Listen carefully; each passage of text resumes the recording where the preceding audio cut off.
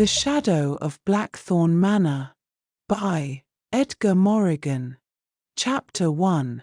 The Invitation. It arrived on a fog-choked morning, the heavy parchment of the letter sealed with dark wax. There was something ancient about it. The seal itself seemed to pulse with an energy that hinted at secrets long buried, whispers carried on winds that had not breathed in a century. Cassandra Evans held it in her hands as though it might crumble at the slightest touch, as though the very air around it might collapse into the past, into a time when things far older and far darker still clung to the earth like cobwebs in forgotten corners. She stood in the narrow hallway of her modest apartment, the dim light of a single candle flickering as she turned the letter over. No return address. No name. Just her own Cassandra Evans. 28 years old. Only child of parents who had vanished from her life in a flurry of unanswered questions, leaving behind little more than a house full of memories, memories that had slowly begun to dissolve into the shadows of her youth. They had been strangers to her long before they disappeared, and she had grown used to the empty spaces they left behind.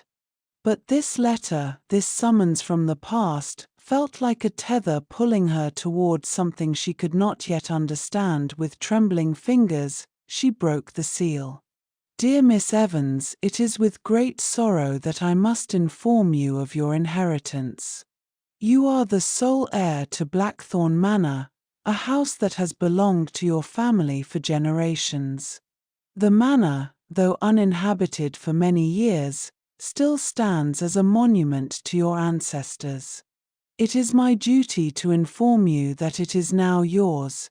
You are requested to come to Blackthorn Manor as soon as possible to claim what is rightfully yours. Please be advised that the house has remained unchanged in all these years, and some things within may be unsettling. With respect, Gareth Alden, executor of the Blackthorn estate. The letter was signed, the ink bleeding ever so slightly, as if it, too, had been waiting for this moment to arrive. The words struck her in a strange way, not with the sharp edge of fear but with the dull ache of something forgotten, something half remembered. The name of Blackthorn Manor had slipped from her mind, hidden beneath layers of time and disinterest. It was the place of her inheritance, yes, but beyond that, it was nothing, just a name. But now, as she stared at the letter in the growing dimness of the hallway, it seemed to throb with life, as though the house itself were calling to her, beckoning her toward it. Her heart thudded a little louder in her chest, its rhythm steady, but beneath the surface, something else stirred. A tremor she couldn't name, a weight pressing against her ribs. Cassandra knew, deep down, that she couldn't ignore it. Her life, her quiet existence, would never be the same. She had no choice but to answer the summons. The drive to Blackthorn Manor was one of eerie silence, the road winding through a landscape swallowed by mist, the trees pressing close as though they too wished to keep their secrets. Cassandra sat in the back of the carriage, watching the scenery slip by like a forgotten dream, the wheels creaking beneath her as they carried her toward her destiny. The manor was a looming silhouette against the darkening sky when they arrived. It was everything the letter had promised and more, a sprawling, Gothic structure that seemed to stretch into infinity, its dark stones covered in ivy, its windows like hollow eyes watching her every movement. The house seemed to be alive, breathing in the chill of the night air, welcoming her, or perhaps, warning her. The front door creaked open as if it had been waiting for her return. The butler, a tall figure with a stern face, stood in the threshold, his eyes hidden beneath the shadow of his brow. Miss Evans, he said, his voice a low murmur that matched the somber tone of the house. Welcome home. The words sent a cold ripple through her, though she could not explain why. This was a house, She reminded herself, a house that belonged to her now. But there was something more, something beneath the surface that stirred her thoughts like the still waters of an old, forgotten lake. He led her through the grand hall, the air thick with dust and age. The heavy tapestries hung like ghostly shrouds, the furniture draped in white cloths as though waiting for a return that would never come. Everything in the manor felt suspended, frozen in time, as though the house itself were holding its breath. Her footsteps echoed in the silence, a sound that seemed too loud, too invasive for the stillness that surrounded her. Every corner of the room felt like it was holding something just out of reach, something she could not see but could feel with an intensity that made her skin prickle. The butler stopped before a set of grand double doors. His gaze lingered on her, as though he were seeing something far beyond the woman standing before him, as if he were looking at a shadow instead of a person. "You will stay in the East Wing, Miss Evans. It is familiar, I trust," he said quietly, his voice carrying a weight of unspoken history. The doors opened with a low groan, revealing a hallway lined with portraits of people long gone, their eyes seeming to follow her every movement. The walls were adorned with faded wallpaper, the colors muted by the passage of time. It was as though this place had forgotten the world outside, locked in a moment of eternal dusk. Cassandra stepped inside, feeling the chill of the air settle around her. Her breath came out in soft clouds, the warmth of the carriage ride slowly melting away. As she moved deeper into the manor, a sense of dread began to settle in the pit of her stomach. The butler left her standing in the hallway, his footsteps fading into the distance. Cassandra was alone now, the oppressive silence wrapping itself around her like a cloak. She knew then that the invitation had not simply been for her to claim an inheritance. It was a summons, an awakening to something much darker. The house had chosen her, and now it would never let her go. Chapter 2: Whispers in the Walls. The night was colder than it had been in the carriage, and though Cassandra stood beneath thick blankets, the chill of the manor seemed to seep into her bones. Her room, though large and opulent, felt strangely alien. The bed, a vast, dark four-poster, its carved wood intricate with patterns she couldn't quite place, was draped with an ancient quilt, the fabric worn thin in places, as if generations had passed their own silent burdens onto it. The walls, painted in muted shades of blue and gray, loomed with an unsettling stillness. And it was the silence that gnawed at her, an absence so heavy it pressed against her chest, forcing the air to grow thick and suffocating. She had tried to rest, tried to succumb to the embrace of the bed, but sleep would not come. The house seemed to whisper in the dark, its old timbers groaning beneath the weight of time, its floors creaking as if the very walls were alive, straining with forgotten voices. Cassandra sat on the edge of the bed, her fingers brushing the cold surface of the nightstand beside her. Her mind wandered back to the letter, to the cold, detached words of Gareth Alden, the executor. There had been no explanation, no mention of why she had inherited the manor, only an abrupt and unsettling formality.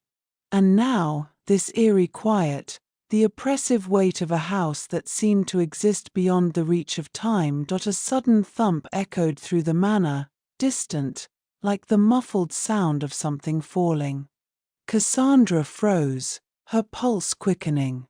It was followed by another sound, faint, but unmistakable. A whisper. She stood, heart racing, and approached the window, pulling back the thick curtains. The world outside was swallowed in mist, the garden beyond obscured by shadows, its paths hidden from view. No light, no movement. Only the fog, thick as sorrow, stretching across the land like an endless sea. There was no sound from the estate beyond the manor walls, no sign of life to reassure her. Her eyes turned back toward the room, and she felt it, the sensation of being watched. It was subtle, like a brush of air against her neck, but there was no denying it. The silence was no longer still. It was alive. The door to her room creaked open, a figure slipping inside without a sound. Cassandra spun around, her breath catching in her throat. "The butler, I trust you are comfortable, Miss Evans?" His voice was calm, almost too calm, but there was an edge to it, something that hinted at more than mere politeness. His shadow loomed at the doorway, the dim light casting his features into sharp contrast. I heard something," Cassandra replied, her voice trembling, though she could not say why. She had expected the house to feel abandoned, but the presence of the manor was like an unseen weight pressing down on her shoulders. Every creak, every whisper, felt too deliberate. The butler nodded, his face expressionless. "This house has a way of speaking in its own manner," he said. "The sounds you hear are simply the echoes of its history. The walls are old, Miss Evans. The floorboards are tired. But the whispers—" Cassandra pressed, her voice barely above a whisper. I could have sworn. The house," the butler continued, his gaze lingering on her, "is full of stories. But not all stories are meant to be told." Cassandra watched him, feeling a knot of unease coil tighter in her chest. His words hung in the air like a riddle, one she could not solve. He stood there for a moment longer, as if waiting for something, before turning toward the door. "If you need anything, Miss Evans," he said, his voice trailing off as he retreated into the hallway, "you need only call." Cassandra stood in the center of the room, her pulse hammering in her throat. She could hear him retreating down the hallway, his footsteps fading into the thick quiet of the manor. And yet, she still felt it, a presence. As though the house were watching her, as though its darkened corners were waiting for her to discover what lay hidden within them. The night stretched on. As the hours passed, Cassandra found herself wandering the labyrinthine halls of Blackthorn Manor, drawn by an unseen force, by the pull of something just beyond her understanding. The shadows seemed to lengthen with every step she took, curling around her like tendrils, as if the house itself were breathing, expanding, contracting with the rhythm of her movements. She found herself drawn to the library, a vast chamber with walls lined in dark wood and shelves sagging under the weight of ancient books. The air inside was thick with dust, but there was something comforting about the room. The faint scent of leather, of old paper, of things forgotten. Cassandra ran her fingers along the spines of the books, feeling the cool, smooth texture beneath her fingertips.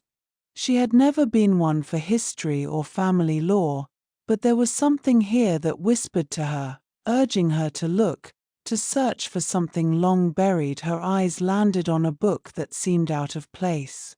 It was bound in cracked, black leather, the title embossed in gold, The House of Blackthorn.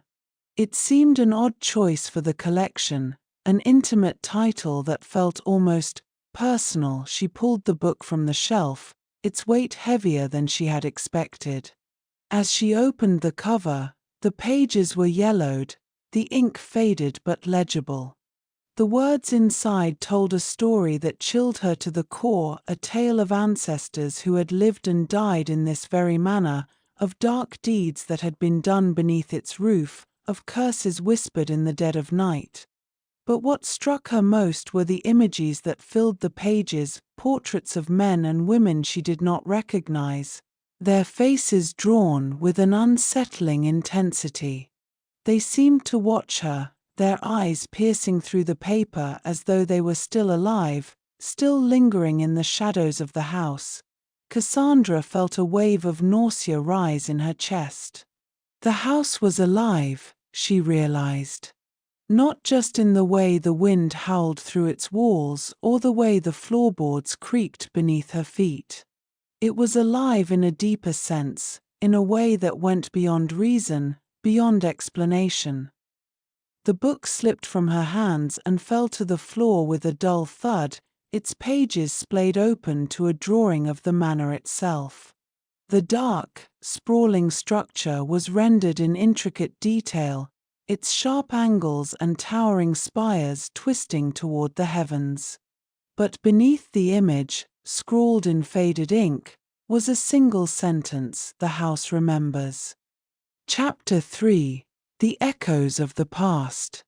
The morning light was a dim, pale thing, struggling to break through the dense fog that clung to the manor like a shroud. Cassandra stood at the tall windows of her room, staring out at the vast estate that stretched before her, but the landscape was a blur. The fog blurred everything, turning the world outside into an indistinct sea of gray and shadow. For a brief moment, she wondered if this perpetual mist was just a reflection of her mind, as clouded and suffocating as her thoughts had become since her arrival. The air was thick with a heaviness that she couldn't quite name, and as the hours passed, the sense of being watched, of being pulled deeper into something unseen, became impossible to ignore. Every room she entered seemed to breathe with a life of its own. The faintest echo of footsteps would brush the corners of her mind, and shadows would stir in the periphery of her vision, only to vanish when she turned to look. At night, the whispering had only grown more persistent. There was no denying it anymore. This house, Blackthorn Manor, was haunted. It wasn't just the shadows that loomed over her, it was the very essence of the place itself. And despite the book she had found in the library, despite the creeping unease that gnawed at her, Cassandra had the unnerving sense that there was more to this house, more to her inheritance, than she could ever have imagined. Her thoughts drifted back to the letter, to Gareth Alden's cold, impersonal words. The house has remained unchanged in all these years, and some things within may be unsettling. That was an understatement. But why had he chosen to send her here? What was it that made her the sole heir to a family whose name had been forgotten by all but a few, and the whispers? She could still hear them, even now, curling around her like tendrils of smoke, fading and returning. She could not tell if they were real or if her mind was simply playing tricks, but the sensation was too real to ignore. It was as if the house itself were alive, waiting for her to unlock its secrets. To succumb to its madness. At the base of the stairs, the butler appeared once more, his expression as unreadable as ever. "Miss Evans," he said, his voice soft and measured, as if he had not left her room just hours before. "You are invited to join the others in the drawing room. There are matters that must be attended to." Cassandra blinked, confused. "Others?" she echoed, glancing at him, searching his face for some hint of emotion, some sign that he was aware of the strange unease that clung to the air. But his gaze remained fixed, distant. He did not answer directly. Instead, he simply turned and led her down the hall. With each step, the silence deepened, the air growing heavier, as if the walls themselves were pressing in. Cassandra felt a knot tighten in her stomach, but she followed him, unable to do anything else. Something compelled her forward. They passed the grand staircase, the echo of their footsteps reverberating through the vast hall, before entering a large, dimly lit room. The drawing room, with its high ceilings and dark wood paneling, seemed to stretch endlessly before her. The walls were adorned with faded tapestries, depicting scenes of lives long gone, hunting parties, gatherings, portraits of men and women in their finery, faces frozen in time. Their eyes seemed to follow her as she moved, their gazes piercing, heavy with the weight of history. A fire burned softly in the hearth, the flickering flames casting long, wavering shadows across the room. But what struck Cassandra most was the people seated around the room, 3 individuals, dressed in somber black, their faces pale and drawn as though they had been waiting for a long time. They were the ancestors, she realized, even before her mind could fully comprehend the connection.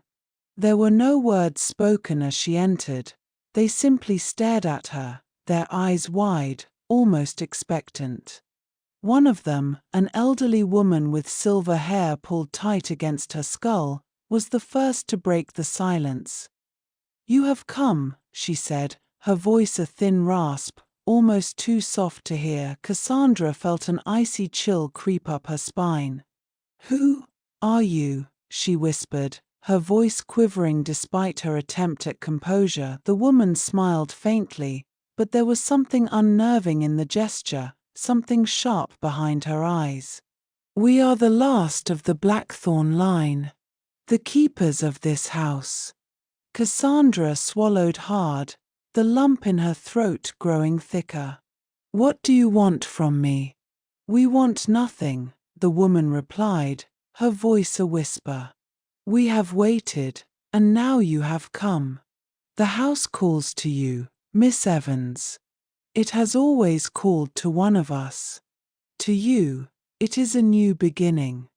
But to us, it is an end."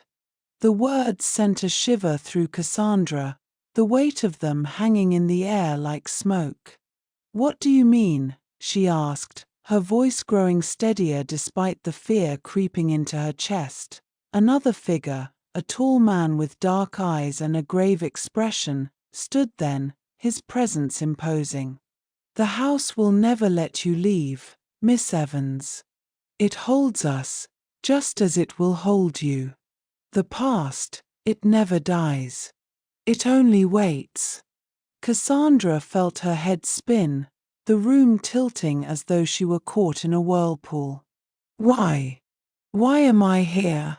The elderly woman's eyes glinted in the firelight. "The Blackthorn curse. We are its victims. And now, you are its heir." The word hit Cassandra like a slap in the face. "A curse?" "Yes," the man said, his voice low, almost a growl. "The house was built on the blood of those who came before us. Their secrets, their sins, all trapped within these walls. And now, it is yours to bear." The air in the room thickened, as if the very walls were closing in on her, their faces distorting with centuries of sorrow.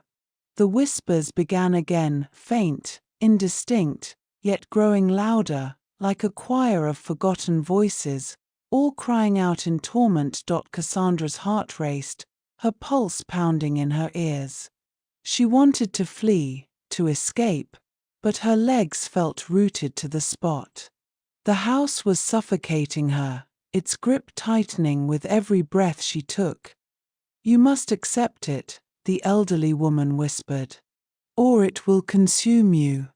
Cassandra took a step back, her vision narrowing, her breath shallow and ragged. The shadows in the corners of the room seemed to reach toward her, stretching like hands from the past, pulling her into the darkness. The house had chosen her. And now, there would be no turning back. Chapter 4. Beneath the Surface. Cassandra could still hear their voices. Even after leaving the drawing room, even after the door had closed behind her with an unsettling finality, their words echoed in her mind, reverberating off the walls of her thoughts. "The house calls to you. It will never let you leave. You are its heir, its victim. The house, the Blackthorn curse, The ancestors who had spoken to her as though they had been waiting for this moment for centuries, each word, each phrase, settled heavily in her chest, pressing her deeper into the cold embrace of the manor.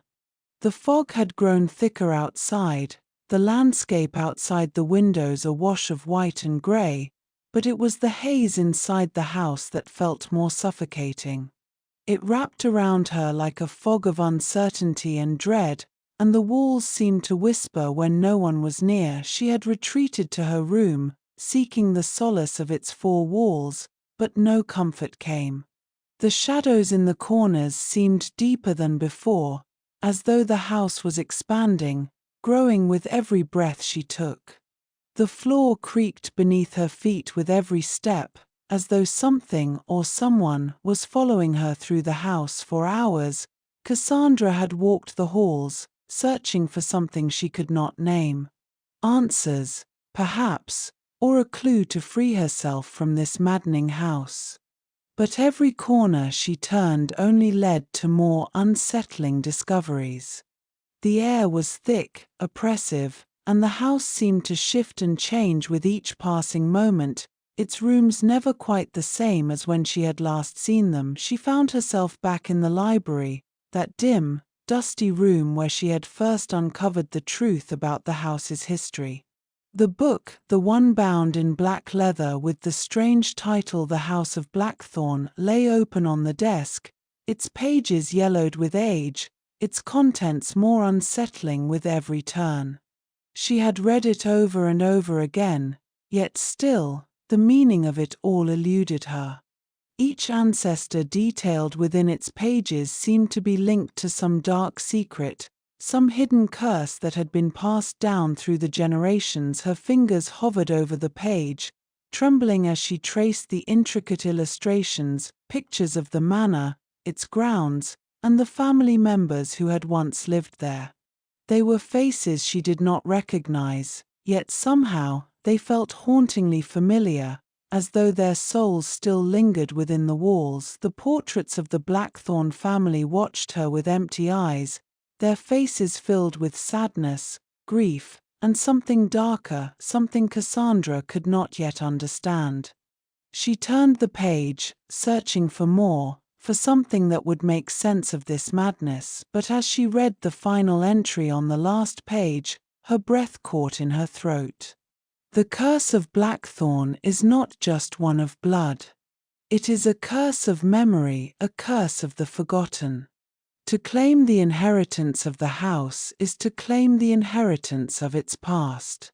The bloodline is bound to the manor, to its ghosts. The heir will never know peace until the sins of the past are paid for, and the past itself is set free. Cassandra's hand fell away from the book, her heart pounding in her chest. The sins of the past. The heir. Was that what she had become? Was she truly the one meant to set things right, or was she merely the next in line to suffer the consequences of those who came before her? The shadows shifted in the room as though responding to her thoughts. The fire crackled faintly in the hearth, casting strange, flickering shapes on the walls. And once again, the whispers came. This time, they were louder, closer, more distinct. Cassandra spun around, her breath quickening. The library was empty, of course it was. But there, in the farthest corner of the room, she noticed something she hadn't before. A door. Small, almost hidden behind a thick curtain of dust.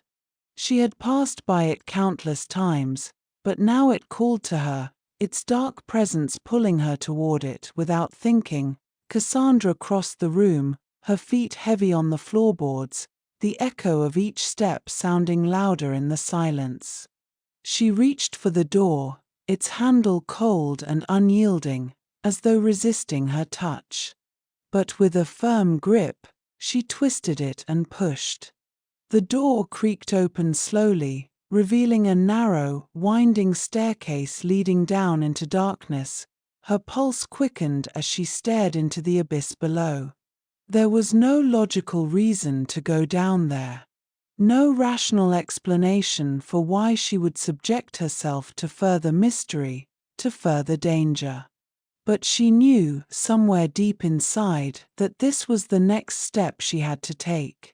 The house was calling to her, and she could no longer ignore its whispers. She descended slowly, the air growing colder with each step. The darkness seemed to press in on her, heavy and suffocating, and the stone walls were damp, slick with years of neglect. A foul, musty odor clung to the air, and Cassandra's stomach churned as she stepped into the depths of the manor's forgotten bowels. At the bottom of the stairs, a long, narrow corridor stretched out before her. The walls were lined with dusty, decaying tapestries, strange, unsettling scenes that seemed to shift in the flickering light from her lantern. Each one depicted moments in the manor's past, and each one made her skin crawl. Figures that looked almost human, but not quite, stared out from the fabric, their eyes hollow and distant, their mouths contorted in expressions of terror. As she walked, the temperature dropped further, and she could hear the sound of water dripping somewhere in the distance, like the beating of a forgotten heart. There was no sound of life down here, only silence, broken only by the echo of her own footsteps. She rounded a corner and found herself standing before a large iron door. It was ancient, its surface corroded by rust, its hinges so worn they looked as though they might break at any moment. The door felt alive, as though it were waiting for her to open it, to step into whatever lay behind. Cassandra hesitated, her heart pounding, but she knew there was no turning back now. She gripped the handle, her fingers shaking as she turned it, and pushed the door open. Inside, the room was small, its air thick with dust and decay. The walls were lined with shelves, each one filled with old, faded objects, dolls with cracked faces, faded portraits, and books bound in materials she could not identify. But it was the center of the room that caught her attention. Atop a pedestal stood a single object, a small, ornate box, intricately carved with symbols she could not decipher. It seemed out of place, as though it did not belong to this room, to this house. And yet, Cassandra knew with an eerie certainty that this box held the key to everything. Her fingers trembled as she reached out to touch it, but as soon as her hand made contact with the box, a violent surge of energy coursed through her. The air around her crackled, the shadows seeming to dance and swirl in the corners of the room. The whispers rose to a crescendo, deafening in their urgency. The house was alive. Chapter 5: The Weight of the Past. Cassandra's breath came in short, frantic bursts as she pulled her hand away from the box, her fingers stinging as though they had been burned. The moment her skin made contact, it had been as if the very air around her had seized, a shockwave rippling through the room.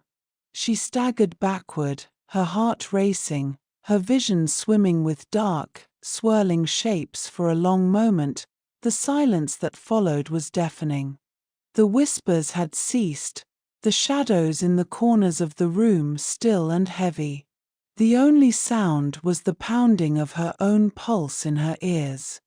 The box, once so vibrant with its eerie energy, now sat still atop its pedestal, almost innocuous in its stillness. Cassandra swallowed hard, trying to steady her breath, her mind spinning with confusion and dread. What had just happened? Had she imagined it? She glanced at her hands, still trembling from the sensation that had jolted her entire being. No, it hadn't been imagined. Whatever was in that box, whatever it had meant, it was real. She had to understand. She had to know what this was, what it all meant.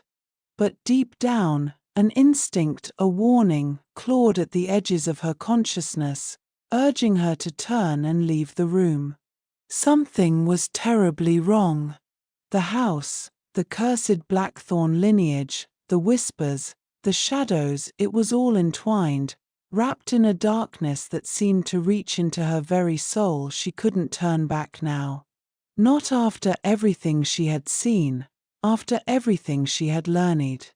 She had come this far, and the house had already claimed her. She could feel it in the weight of the air around her, in the oppressive silence that lingered like a fog in her mind.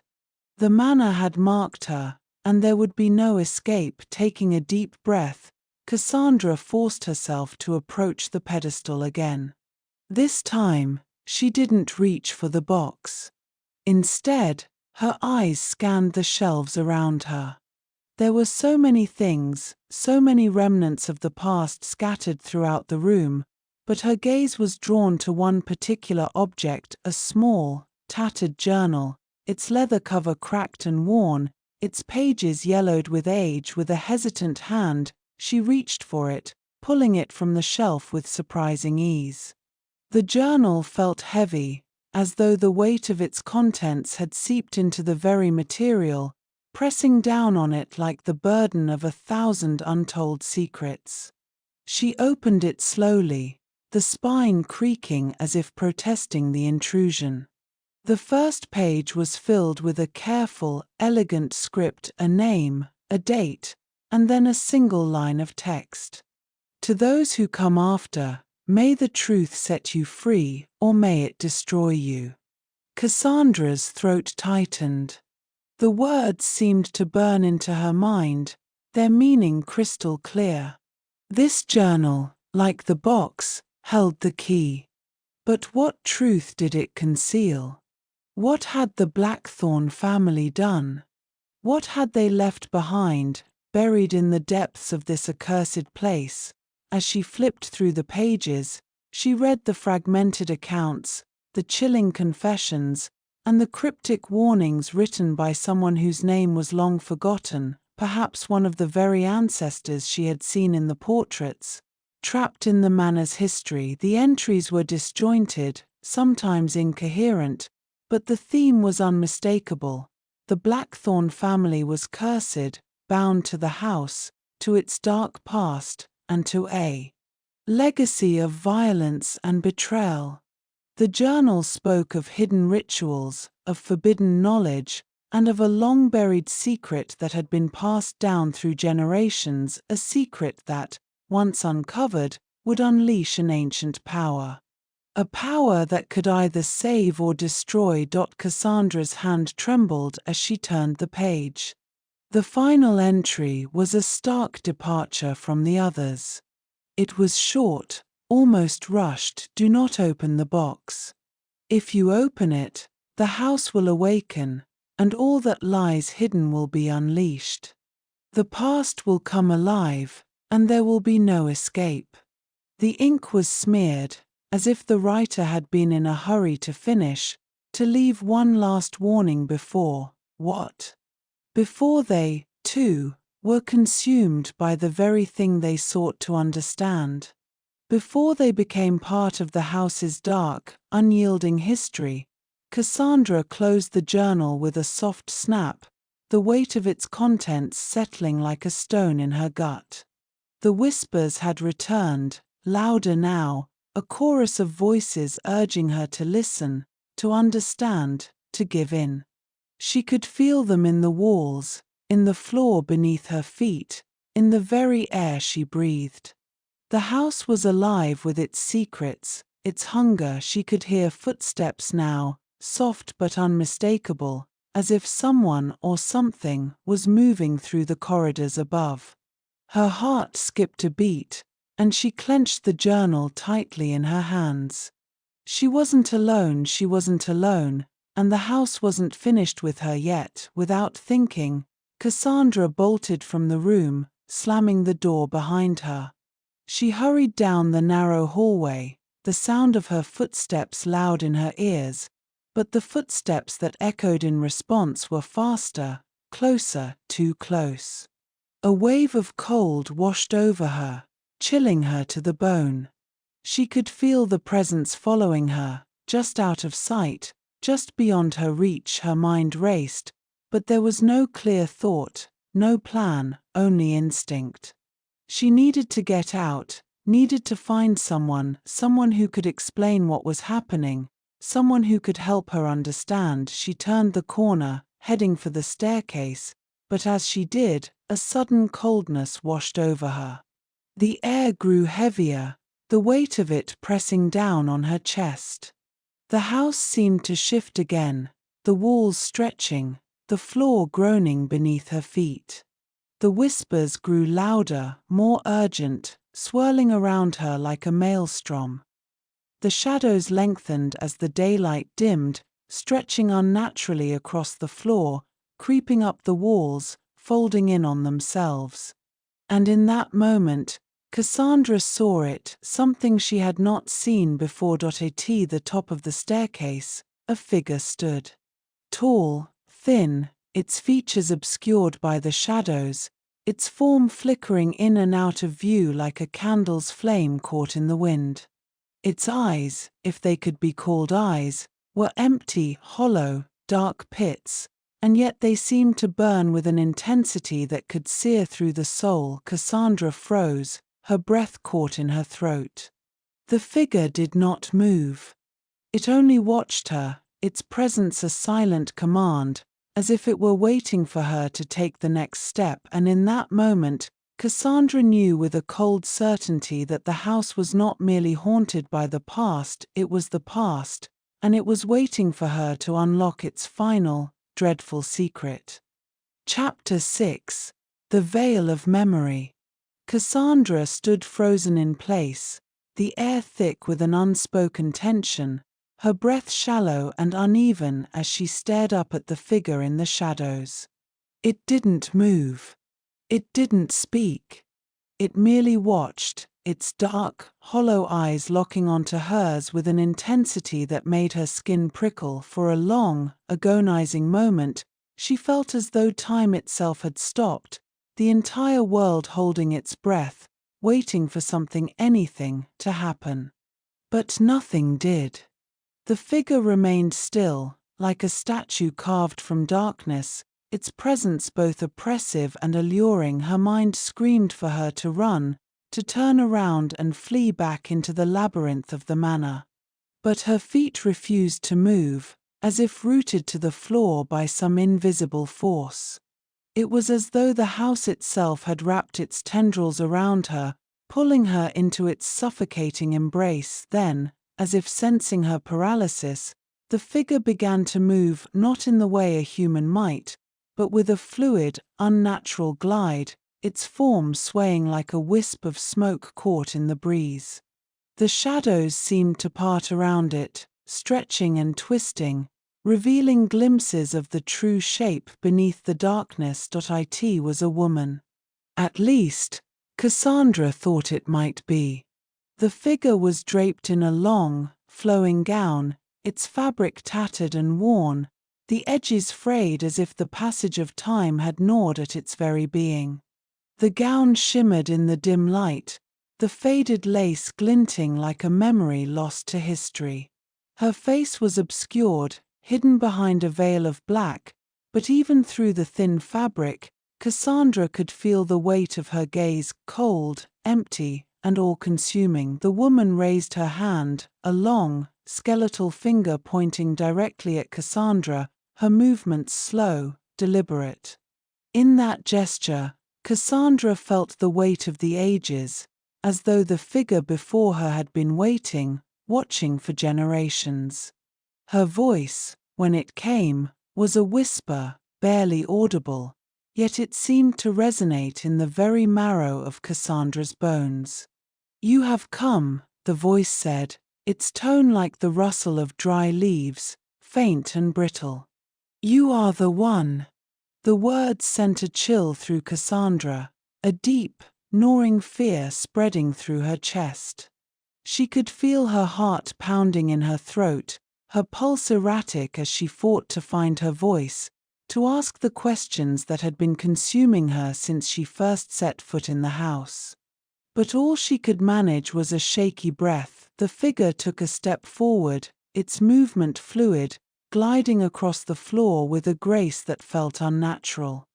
Cassandra wanted to back away, but she couldn't. Her feet remained rooted to the spot, as though the house itself had claimed them, binding her to this moment. "The house calls to you," the figure continued, its voice carrying a strange echo, as though it were speaking from a great distance. "It has always called. And now, you must answer." Cassandra's mind raced. What was it talking about? What did it mean? She had felt the pull of the manor, yes, but this was something beyond her understanding. The house, the curse, the strange figure before her, it was all part of something bigger, something far more ancient than she could comprehend. "You cannot escape," the figure said, its voice growing fainter, as though it were fading into the very fabric of the house. "Not while it remembers. Not while it waits." The figure's hand dropped to her side, and she turned, gliding silently toward the staircase. Cassandra felt the pull of her gaze, a strange, irresistible force drawing her forward. She wanted to follow, to understand, to unravel the mystery that had been placed before her. But a part of her, something deep within her, buried under layers of fear, knew that if she followed, there would be no return. The figure paused at the top of the staircase, her veil fluttering in the stillness, and for a moment, Cassandra thought she saw something dark and terrible in the woman's eyes. A memory, a recognition, but it was gone in the blink of an eye. Without another word, the figure disappeared into the shadows, as though it had never been there at all. Cassandra's heart hammered in her chest, her body trembling with the aftershock of the encounter. She didn't know what she had seen, whether it had been real, or some twisted vision conjured by the house itself. But deep down, she knew one thing for certain: the woman, the figure in the shadows, was not a ghost. She was a memory, a long-buried part of the manor's past, a piece of the puzzle that had been waiting to be uncovered. Cassandra tore her gaze away from the spot where the figure had vanished, her body stiff with the remnants of the encounter. She forced herself to move, to take a step, to break free of the invisible chains that had bound her to the staircase. But as she turned, she saw something else. A door, one she hadn't noticed before, stood ajar at the end of the hallway. The faintest glimmer of light spilled out from within, casting long, eerie shadows across the floor. Something called to her from beyond that threshold, an unspoken invitation that she could not ignore. Her instincts screamed at her to leave, to retreat back to her room, to shut the door and never look back. But she didn't. She couldn't. She had come this far. She had uncovered too much. The house had already claimed her, and there would be no escaping it now. With a heavy sigh, Cassandra walked toward the door. As she drew closer, she could hear something faint, almost imperceptible, a sound that chilled her to the bone. It was the faintest whisper, a voice on the edge of her consciousness, calling her name. Her hand trembled as she reached for the door handle, and with a deep breath, she pushed it open. Inside, the room was small, sparsely furnished. A single bed, covered in tattered blankets, sat in the corner, while a narrow wooden dresser stood against the opposite wall. But it was the center of the room that caught her attention, a small, ornate mirror, its surface cracked and tarnished with age. The reflection that stared back at her was not her own, was the figure from the hallway. The woman, her face veiled in shadow. Cassandra recoiled, her pulse quickening, but when she looked again, the reflection had changed. It was her own face, pale and drawn, her eyes wide with terror. But as she stared into the mirror, something strange began to happen. The reflection began to shift again, slowly, imperceptibly. Her own face twisted, contorted, as though it were being pulled by unseen forces. Her mouth stretched into a silent scream, her eyes darkening, sinking into the void. Cassandra stumbled backward, her breath catching in her throat. She slammed the door shut behind her, her heart racing. The house was playing with her now, toying with her mind. It knew her fears. It knew her doubts, and it was only just beginning to reveal them. Chapter 7: The Dying Echoes. Cassandra's footsteps echoed down the narrow hallway, each step more hesitant than the last. The door had been locked behind her, the mirror's twisted reflection still burned in her mind, its shifting image a cruel reminder of the house's growing control over her. Her hands trembled, the weight of the journal heavy in her arms, the words from its pages haunting her thoughts. The house was changing, warping with each passing moment, as if it were alive and breathing, feeding off her fear, growing more insistent, more determined to claim her as its own. She could feel it, feel the eyes of the past watching her, waiting for her to uncover the truth, or perhaps to succumb to its madness. Her thoughts were muddled, caught in a tangle of questions. What had she seen in the mirror? What had that woman, if it even was a woman, wanted from her? And the whispers, the ever-present whispers that seemed to follow her wherever she went, growing louder with every step.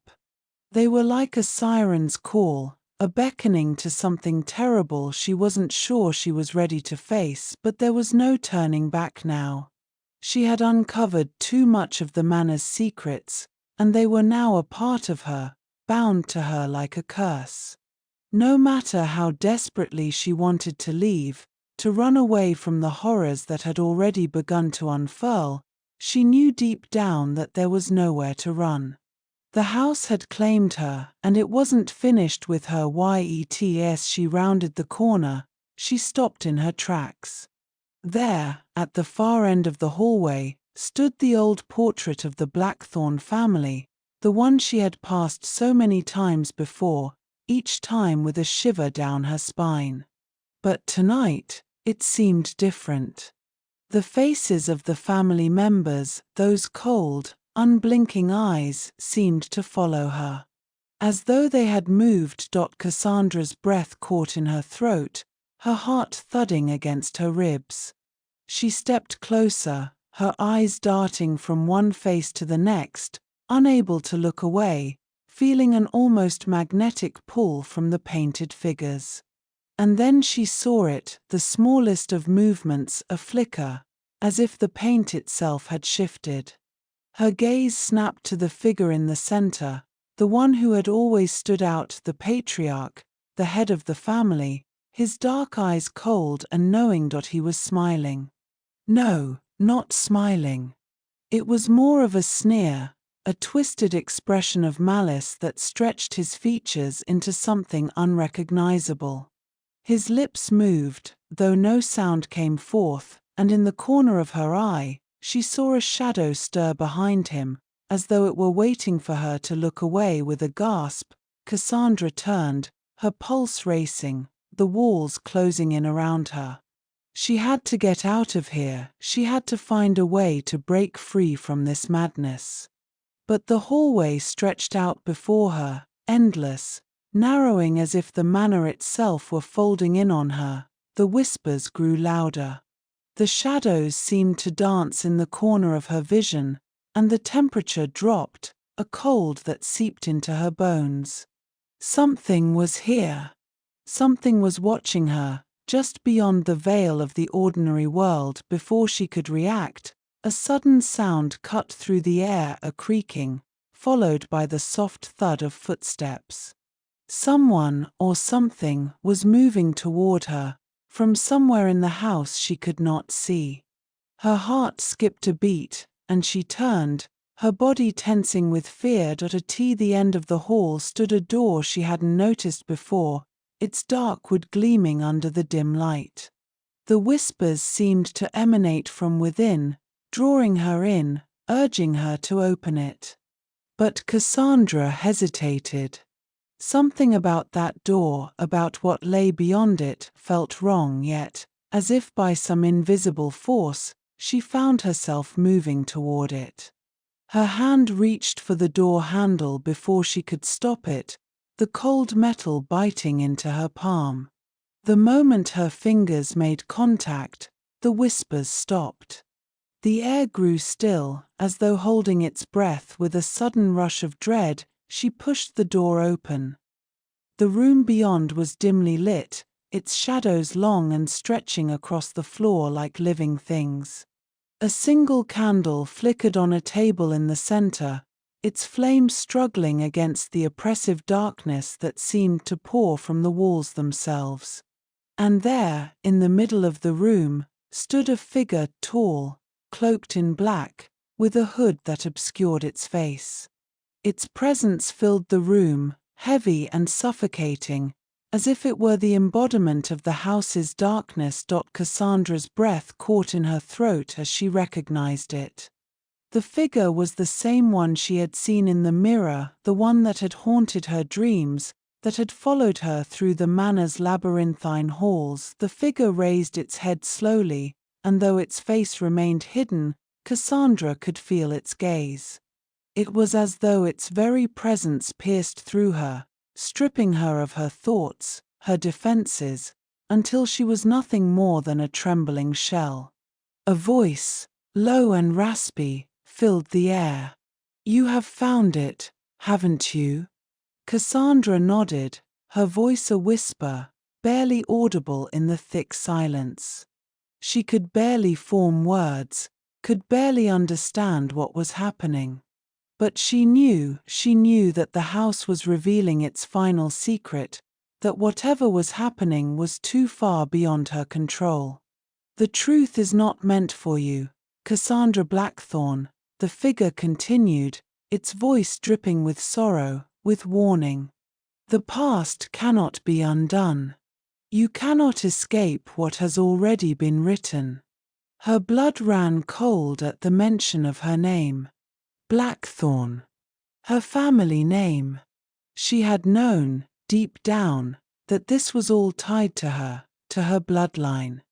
But to hear it spoken aloud by this creature, this thing that had lived within the walls of the house for centuries, sent a wave of nausea through her. "The house will claim you," the figure whispered. "And with it, your soul will be bound to its hunger. There is no escape from what you have awakened." Cassandra staggered backward, her mind spinning, her body trembling with fear. She couldn't breathe. She couldn't think.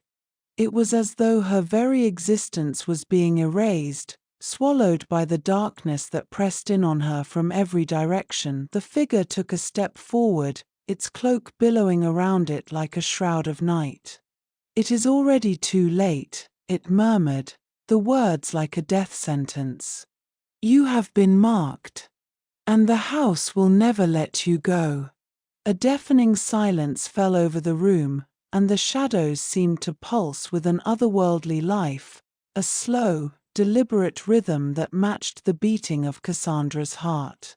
And then, with a final, bone-chilling sigh, the figure disappeared into the darkness, leaving her alone in the room. Cassandra sank to her knees, her hands gripping the cold stone floor beneath her. Her mind was numb, her heart heavy with the weight of the truth she had uncovered. The house, the curse, the shadows, it was all real. And now, it was too late to escape.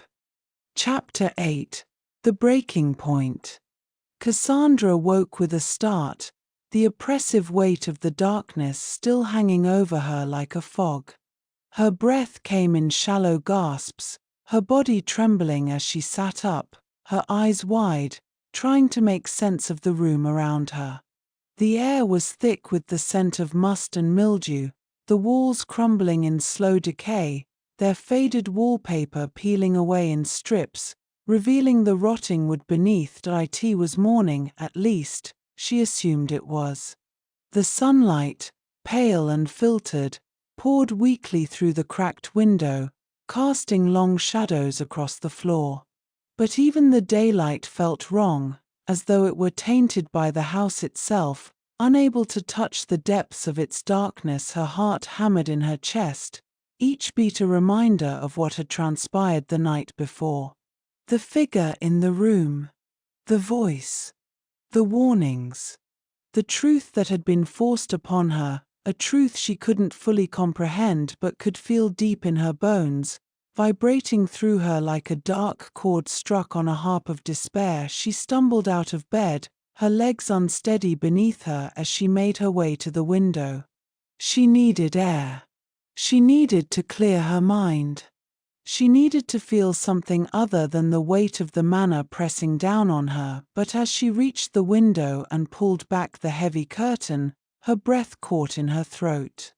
The landscape outside was wrong. The garden, once overgrown and wild, with vines creeping up the stone walls, was now empty. The once lush greenery had withered, the trees reduced to barren branches, their limbs twisted into grotesque shapes that reached toward the sky like broken fingers. The fog that had once swirled around the grounds now hung low, thick and suffocating, blotting out the sun entirely. Cassandra's stomach turned, and she stepped back from the window, her pulse quickening. The garden had changed. The world outside the manor had changed. It was as though time itself had been undone, its very fabric unraveling in the wake of her discovery. The house was no longer just a place, it was a force, a living thing, and it was pulling her deeper into its embrace. The whispers had grown louder, too. They were no longer distant echoes, but voices that filled the air around her, murmuring from the shadows, from the walls, from the very ground beneath her feet. They were urging her to listen, to follow, to understand. But Cassandra could not, she would not yield to them. She turned away from the window and stumbled out of the room, her mind a whirlwind of thoughts. She needed to find a way to end this, to break free from the house's grip. But how? How could she fight something that was so deeply entwined with the very essence of her being? As she wandered through the manor's cold, empty halls, the floorboards creaking beneath her, she felt a growing sense of urgency. The walls seemed to close in on her, the darkness pressing tighter, suffocating her thoughts. She had to find an answer. She had to find a way to stop whatever was happening, before it consumed her completely. Her footsteps led her to the library, the one place she had not yet ventured. The door creaked open with a mournful groan, and she stepped inside, her eyes scanning the rows of books that lined the shelves. The room was quiet, save for the soft rustle of paper as the pages of the old, forgotten tomes seemed to turn on their own, as if the very act of looking at them caused them to reveal their secrets. Cassandra moved to the nearest shelf, her fingers trailing over the spines of the books, searching for something, anything, that could help her understand what was happening. She pulled one from the shelf, its leather cover cracked and worn, the title barely legible. The text inside was ancient, written in a language she didn't recognize, but the symbols felt familiar, as though they were etched into her memory. Her fingers trembled as she turned the pages, the strange symbols dancing before her eyes, becoming more and more intricate as she read. The language, though foreign, seemed to unravel something deep within her, as though it were unlocking a door that had been closed for centuries. And with it came a flood of memories, memories that weren't hers. She saw the faces of the Blackthorn ancestors, their cold, unblinking eyes staring back at her from the pages, their lips moving in silent whispers. She saw the manor as it had once been, a place of life, of joy, of family. But then, the darkness began to creep in. The sickness, the curse, the slow, inevitable unraveling of everything they had built, and at the heart of it all, there was the house, a living, breathing entity, feeding on the fears and souls of those who dared to stay within its walls. It had always been this way. It had always waited for the right person to come along, to awaken its slumbering hunger. And now, it had found her. Cassandra slammed the book shut, her breath ragged, her chest tight with panic. She had seen enough. She understood now, understood what the house wanted from her, understood the truth that had been buried beneath the layers of time and silence. The house was alive, and it would not let her leave. It would not let her escape until it had consumed her, body and soul. But there was something else, something she hadn't seen at first. A name, scrawled in the margin of one of the pages. Her name. Cassandra Blackthorn. You are the key. The words chilled her to the core, a terrible weight settling in the pit of her stomach. She was the key. The house had been waiting for her, had been calling her for generations, and now that she had answered, there was no turning back. She was bound to it, to its darkness, to its hunger. The whispers grew louder, the shadows closing in. She had to act. She had to do something, anything, to stop the house from taking her. But what? How could she fight something that had been waiting for centuries? How could she stand against an ancient evil that knew her better than she knew herself? Cassandra's mind raced, the world around her spinning, the walls seeming to stretch and warp as she lost herself in the maddening realization that there was no escape. No salvation. She closed her eyes, the whispers now deafening, and for a fleeting moment, she thought she heard a voice calling to her from deep within the house. Come home, Cassandra. And she knew, with sickening certainty, that the house was ready to claim her. Forever. Chapter 9. The House Calls. The oppressive darkness inside Blackthorn Manor seemed to grow heavier with every passing moment, as though it had become a living entity, its breath a suffocating cloud that surrounded Cassandra wherever she went. The walls seemed to pulse with a low hum, a sound so faint it was almost imperceptible, yet unmistakably present. It was as if the house itself were calling to her, beckoning her into its depths, urging her to give in to the inevitable. Her hands were clammy, her heart pounding in her chest. She could feel the coldness of the stone floor beneath her bare feet, and each step seemed to reverberate with a rhythm that was not her own. The house was alive in ways she could no longer deny. It had shifted, changed with her presence, becoming something darker, more malevolent. It had been waiting for her, and now that it had her, it would not let her go. Cassandra had no plan. She had no idea how to fight the darkness that had taken hold of the manor, how to free herself from the nightmare that was unfolding around her. Every room she entered felt the same, cold, suffocating, alive with whispered secrets and things that lurked just out of sight. The walls were closing in, and there was no escape. No way out, but still, she couldn't give up. She couldn't let the house wind. As she wandered through the labyrinthine corridors, she found herself at the base of the grand staircase, its once majestic banister now warped and covered in layers of dust. The stairs themselves creaked under her weight, groaning as though the house were grumbling in displeasure. She hesitated, her gaze drifting upward to the dark landing at the top of the stairs. Something in her gut told her that whatever she was looking for, whatever truth remained hidden, was up there. And yet, she felt a deep, primal fear that kept her rooted to the spot. The house wanted her to go up. It wanted her to face whatever lay hidden behind that shadowed threshold. But Cassandra wasn't sure if she could bear it. She wasn't sure if she could confront the truth any longer, but as she stood there, frozen, she heard it. The sound of footsteps, soft, slow, deliberate, echoing from the top of the stairs.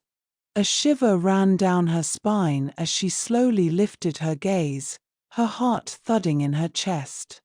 There, in the dim light, a figure appeared at the top of the staircase.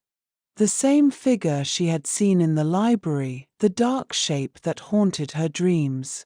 The figure that had come to her in the mirror, the shadowed figure stood still, watching her, as if waiting for her to make the next move. Its presence seemed to fill the entire space, the air thick with its malevolence. The whispers started again, louder now, pressing against her ears, urging her to come closer, to ascend the stairs, but Cassandra couldn't move. Her body was frozen, her limbs heavy, as though the weight of the house itself was bearing down on her, crushing her under its relentless pressure. The figure's form began to shift, its edges blurring and warping in the low light. It was not a single shape, but a multitude of shifting forms, faces, figures, memories, all of them swirling together in a sickening dance of distortion. And then the voice came. "You have come too far, Cassandra," it whispered, the words slithering into her mind like a serpent. "You have awakened the past, and now you must face it. You are the key to what is to come." Her pulse quickened, panic rising in her chest. She couldn't take it anymore. She couldn't stand the weight of the house's gaze, the pressure of its unseen hands pulling her in. With every fiber of her being, she wanted to scream, to run, but she couldn't. Her body refused to obey, as if some invisible force had shackled her to the spot. "The house has waited for you," the voice continued, its tone like the rustling of dry leaves.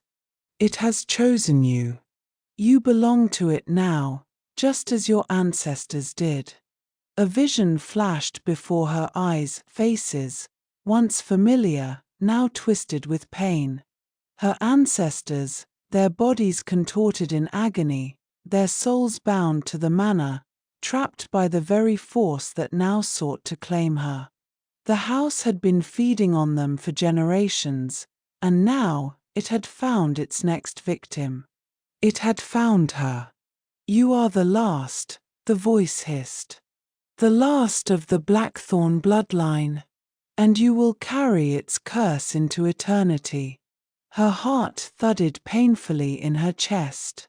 The truth, the horrible, suffocating truth, crashed down on her all at once. She had been born into this nightmare.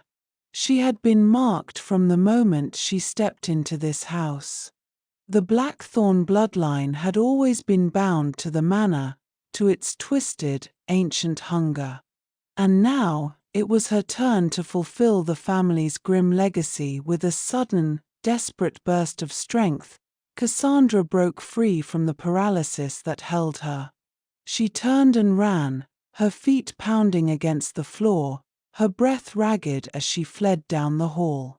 She didn't know where she was going, didn't care. All she could think about was escaping before the house could claim her completely. But the manor seemed to shift around her, its hallways stretching and warping, leading her in circles, trapping her in its labyrinthine grip. She could feel its breath on her neck, its hands reaching out to pull her back, but she refused to turn around. She couldn't. Her frantic footsteps led her to the old drawing room, its heavy curtains drawn tight against the light. The room felt colder, darker, as if it had been abandoned for years. And in the center of the room, illuminated by a single candle, was the ornate mirror, its surface cracked, its frame warped and decayed, as though it had been waiting for her. Cassandra's breath caught in her throat as she stepped closer. The reflection that stared back at her was not her own. No, it was a different face, twisted, contorted, its eyes black voids. She opened her mouth to scream, but no sound came. The reflection in the mirror moved, its lips curling into a twisted smile, and then, just as quickly as it had appeared, the reflection shifted again. It was her. But this time, she was no longer alone. Behind her, standing in the darkness, was the figure, the same shadowed figure from the stairs. Its eyes gleamed in the reflection, a hollow, empty gaze that seemed to pierce her very soul. "You cannot run," the voice whispered again, its tone filled with finality. "The house will have you. You are already a part of it." Cassandra's knees buckled, and she collapsed to the floor, her body shaking with the weight of the truth. She had no escape. There was no way out. Blackthorn Manor had claimed her, body and soul, and it would not let her go. Chapter 10: The Final Embrace. Cassandra could feel the weight of the house pressing down on her, suffocating her, pulling her into its endless depths. The air was thick with the scent of mildew and decay, the walls groaning under the strain of centuries of darkness. The manor had consumed everything: time, memories, life, and it was now ready to take her, too. She didn't know how long she had been on the floor, her body trembling, her heart pounding as the figure in the mirror continued to stare at her, its hollow eyes gleaming with an empty, malevolent hunger. It was no longer a reflection, it was her. Or at least, it felt like her, a twisted, hollow version of herself, a version that belonged to the house. The whispers were deafening now, a cacophony of voices that rose and fell in an endless loop, their words indistinguishable but unmistakably filled with dark promise. "You cannot escape. You belong to the house. It has waited for you. You are its last." The sound of the whispers blended with the soft groaning of the manor, the creaking floorboards, the whispering drafts. Everything in the house had become a part of the same force, a single, unified will that sought to consume her, to take everything she was and twist it into something unrecognizable. But even as the darkness closed in around her, even as the weight of it pressed harder on her chest, something inside Cassandra shifted. A flicker of resistance sparked in her mind, a fleeting glimpse of clarity amid the suffocating fog. She had come to understand the truth. She had come to understand that she was not merely a prisoner of the house. No, she was more than that. She was the key, the final piece in the house's endless cycle. The blood of the Blackthorn family ran through her veins, and it was that blood, that ancient lineage, that had bound her to the manor, but it was also that blood that could break the chain. Cassandra's breath quickened as she pushed herself to her feet, her hands shaking with the force of her resolve. She could feel the house's presence around her, could feel it pressing into her very bones, but now it was different. The whispers still taunted her, but they no longer had the power to paralyze her. She had power, too. She was not just a victim, she was the end of it all. With each step, the house seemed to shift, the walls pulsing with the rhythm of its heartbeat, the air thickening with the scent of old secrets. She knew where she had to go. The place she had avoided for so long. The place where the house's darkest secrets were buried, the attic. The staircase to the attic creaked under her weight as she ascended, the air growing colder with each step, the darkness thicker. At the top of the stairs, the door to the attic stood ajar, the faint light from below barely illuminating the edges of the room beyond. But it was enough. Enough to see the old chest in the corner, the chest that had once belonged to her great-grandmother. The chest that had always been locked, always hidden away. She moved toward it, her hands trembling as she reached for the rusted latch. It clicked open with a sickening sound, and the lid creaked as it lifted. Inside, the chest was filled with dust and old, yellowed papers, documents, letters, journals. The records of the Blackthorn family. The secrets that had been buried, locked away in this very room for generations, but it was the last journal that caught her eye. Its leather cover was cracked and faded, the pages worn thin with age. She pulled it free, her fingers trembling as she opened it. The handwriting was familiar, her great-grandmother's looping script filling the pages. But it was the words on the final page that made her blood run cold. The house will never release its hold. It will feed on those who are bound to it until the last breath is drawn. But there is a way to end it. One must return the blood to the house. The last heir must offer themselves to it willingly, surrender their soul, and in doing so, the curse will end. The house will be freed. The bloodline will be free. Cassandra's eyes blurred as the weight of the words crashed down on her. She had known. She had always known, deep in the recesses of her mind, that this was her fate. The house had never been content with merely trapping her.